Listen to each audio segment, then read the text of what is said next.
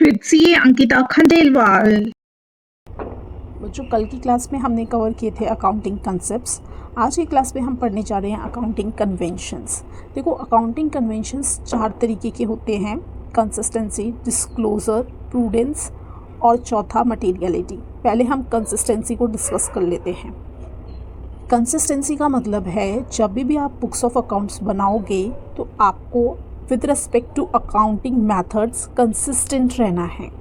For example, आपने पहले साल में मशीनरी का डेप्रिसिएशन एज पर एसएलएम लगाया, तो नेक्स्ट ईयर आपको एसएलएम से ही उस मशीन को डेप्रिशिएट करना है। ऐसे नहीं कि आप अगले साल डब्ल्यूडीवी लगा रहे हैं, उसके अगले साल एवरेज मेथड लगा रहे हैं, तो इससे रायता मच जाएगा। ऐसे नहीं करना, एक ही अकाउंटिंग मेथड को आपको हर ईयर फॉलो करना है।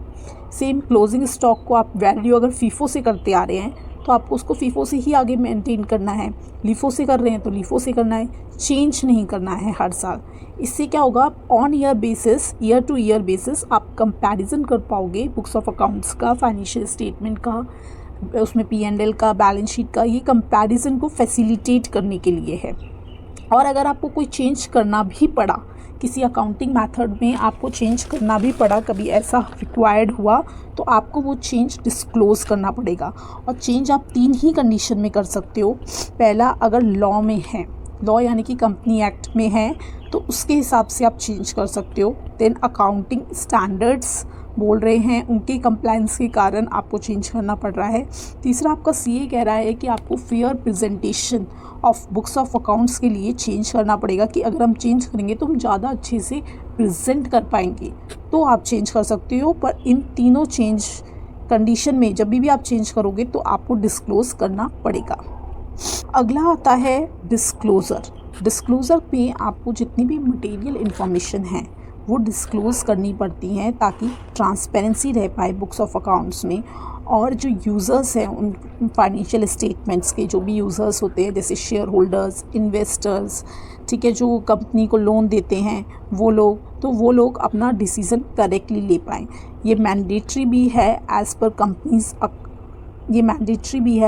कंपनीज एक्ट्स की बुक्स ऑफ अकाउंट्स में आपको मटेरियल इन्फॉर्मेशन को डिस्क्लोज़ करना चाहिए। Then third, which is very most important for your MCQs, conservatism and prudence.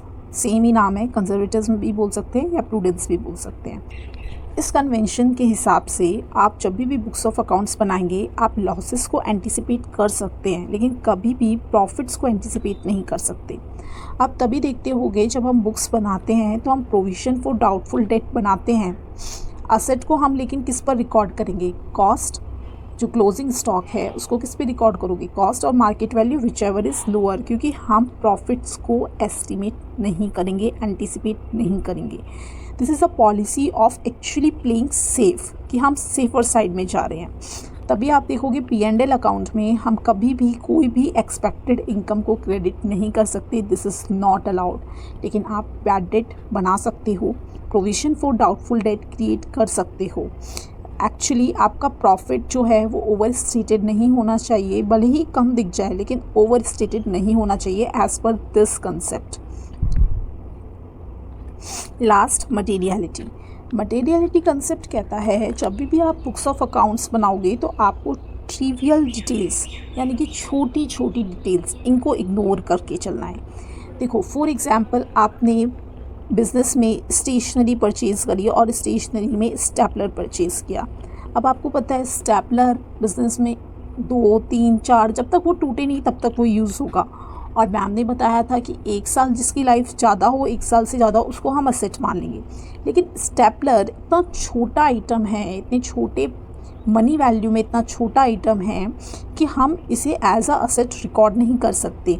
हम इस पर थोड़ी डेप्रिसिएशन चार्ज कर सकते हैं और बुक्स ऑफ अकाउंट्स में असेट साइड दिखाएंगे नहीं, इसको हम डालेंगे मिसलिनियस एक्सपेंडिचर में। तो जो भी छोटी छोटी डिटेल्स हैं ना, उनको हमें इग्नोर करना है। सिर्फ सिग्निफिकेंट ट्रांजेक्शन्स जिनका इम्पैक्ट पड़े बिजनेस में, फाइनेंशियल स्टेटमेंट में जिनका असर दिखे, उनको ही हमें रिकॉर्ड करना है। और ये वैरी करता है एज पर अकाउंटेंट जजमेंट।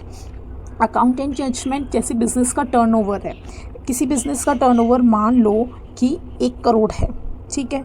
अगर 1 करोड़ है तो उसके लिए क्या 10,000 की चीज़ इतनी बड़ी सिग्निफिकेंट आइटम होगी नहीं होगी। वहीं अगर किसी बिज़नेस का टर्नओवर ही 50,000 है तो उसके लिए तो 1,000 की चीज़ भी इम्पॉर्टेंट है। तो डिपेंड करता है ये अकाउंटेंट के जजमेंट पर। आज की क्लास में इतना ही बच्चों। कल की क्लास में हम सीखेंगे classification of accounts and various other topics.